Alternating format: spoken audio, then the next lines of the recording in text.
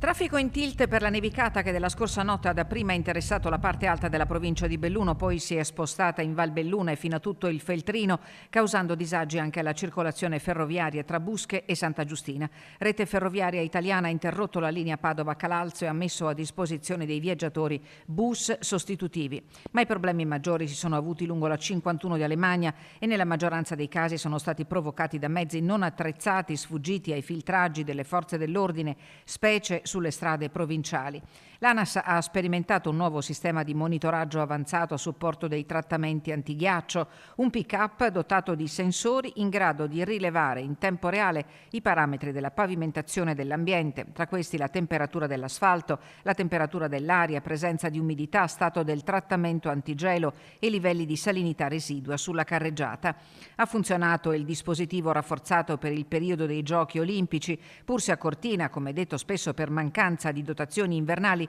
si sono visti numerosi mezzi bloccati e il traffico in paese ne ha fatto le spese, tanto da costringere l'organizzazione dei giochi a ritardare l'inizio delle partite di curling. Per le prossime ore la quota neve è prevista in rialzo, fiocchi di neve potranno scendere anche nella notte a ridosso delle creste di confine, ma senza ulteriori accumuli. Da venerdì, salvo residua nuvolosità, le condizioni meteo avvolgeranno al bello con forte rialzo delle temperature a partire da domenica.